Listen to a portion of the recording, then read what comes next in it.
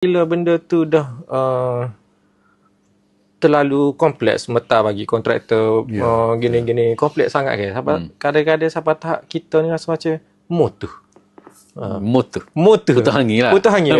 Putus angin. Sampai tahap kadang-kadang kita mikir, kod dia lah KB Central ni macam mana kalau kata ada kita naik, kalau kata tak ada tak apa lah kita buat. Kalau ada KB Central naik bas lah, naik kata bas tak payah naik bas lah. Buat support skala lah maksudnya. PT banyak kan. Mungkin pandangan saya ni mungkin sebab tempoh tu lama dan tak temu penyelesaian. Tapi benda ni pun sudah ditegaskan lah oleh Exco berkenaan.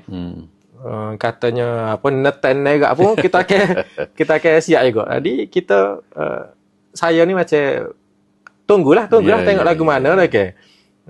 Mungkin itulah kot pandangan selaku orang muda ni. Betul. Dia dalam ilmu pengurusan ni dia ada urgent and important. Ada benda urgent, not important. Penting segera, penting tak segera ada gitu kan. Ada benda yang important but not urgent. So secara asasnya saya rasa dalam kes KB Central ni is important. Penting. Cuma urgency tu mungkin not that urgent. Sebab mungkin ada dah ni boleh buat orasi cuma tidak kurang selesa, kurang orang kata kurang menarik dan sebagainya dari segi kemudahan dia.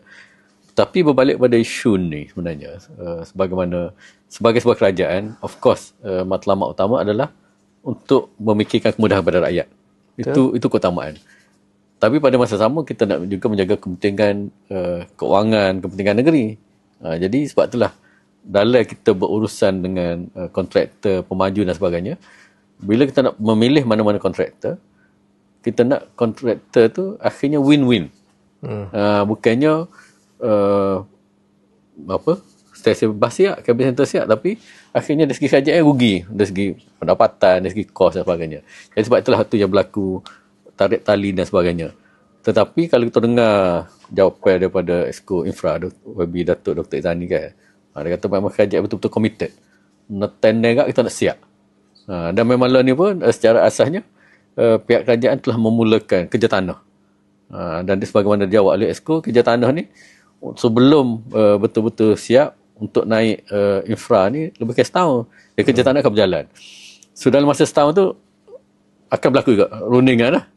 Maknanya kalau ada tawaran yang baik yang boleh menguntungkan kerajaan negeri, kita perlu apa ke pemaju juga. Kalau tak ada, kerajaan negeri akan buat sendiri.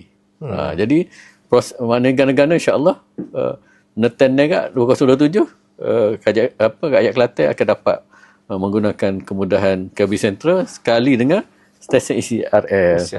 Barulah melengkapi jaringan pengangkutan logistik untuk rakyat Kelantan. Gitulah insya-Allah.